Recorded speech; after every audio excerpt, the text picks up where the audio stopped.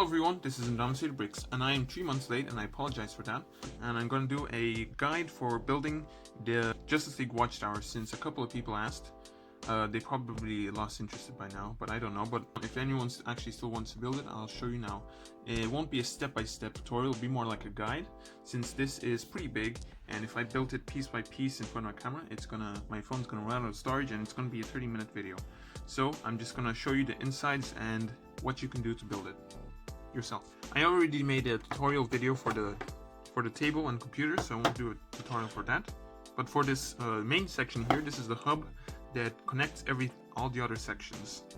First thing you want to get is 4 2x10 plates and 4 2x12 plates, and position them into a circle. I mean square,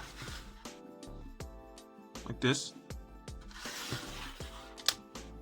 and then attach them using these pieces here. These are pretty important. It's 1x8 Technic piece. These will hold them together like this, and then to connect the corners you get a couple of these 2x4 bricks in white to connect them, and then you just fill in these gaps with any white bricks you have, like so.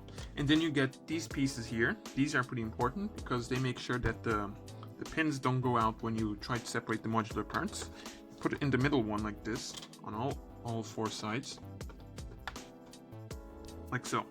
And then you get 4 2x8 plates, put them in a circle like this, and then attach them with 2x2 bricks.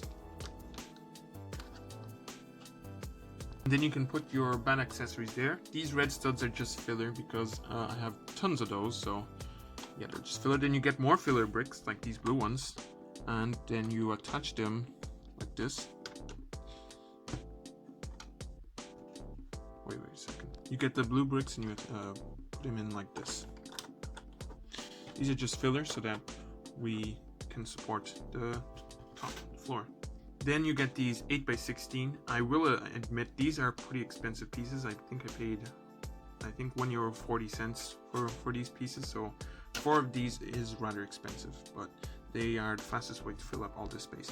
And notice here I put a little blue plate here, and it could be any color. This is to stop these pins over here from going backwards when you put them in. So make sure they line up with these black pins here when you attach them. You can see these plates are all in the same section, so you can count here where they are. So it's 3 from the sides and 2 from the bottom. And then you're gonna struggle a bit to put these on. So yeah.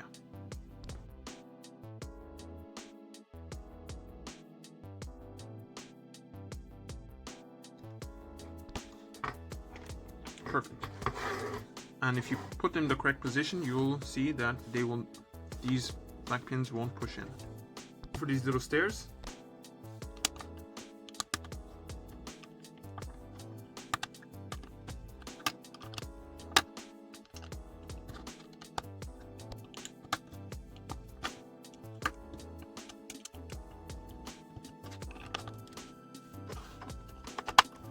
for this thing, just copy the design from the Iron Man Hall of Armor and just use different colors. And I just built this little thing so that it attaches to the floor. And for these side parts, all you have to do is make sure that they are the same width of the main section, and that they also have this Technic brick in the middle so that it attaches. You can see here that it's cornered using this piece here, one on top and one on the sides, and these are just 1x1. And then it's just the floor and walls. It's all just floors and walls, to be honest. Yeah, and there's some hinge pieces here. You can see here how it's just a lot of filler pieces. You know, the yellow ones you can't see, so it doesn't matter the color. And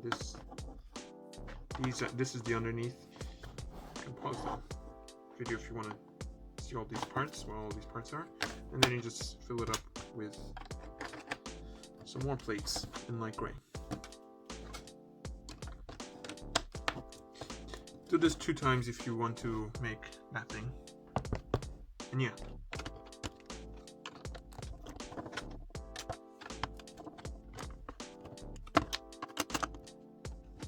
This thing is just a wall, and this here is kind of important just so that it doesn't flop so much, even more than it already is, and because it's already floppy and could be a bit sturdier. Sure to have a long plate here, which is, I think it's 1 by 14, and then you get these hinge pieces here, so that the windows can be at an angle.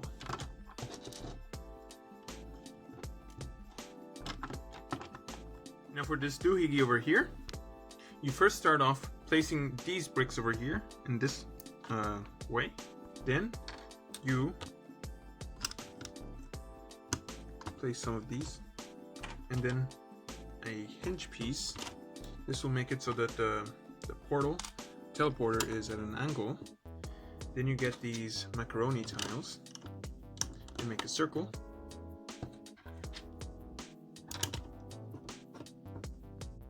Like so.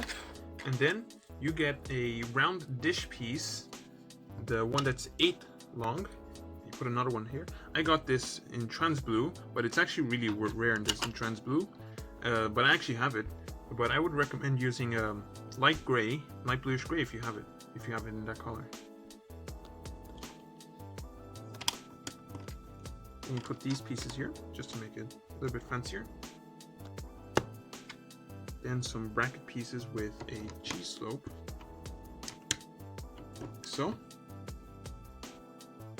Get one of these 2 by 6 plates, and then make these little arm things that go like this. Then it attaches to another one that you should have made already, and then you make 3 more of those. Except on the top one, I put these little transparent dish pieces. Then you just attach them like this, and actually matches up pretty nicely. Then I made this little build here with a button. The last bit, you want 2 little clips with studs. Place one in the middle over here, and then one on this piece here, like so, so that they're at an angle. And then you get a build like this, and then you place it here, like this, like so.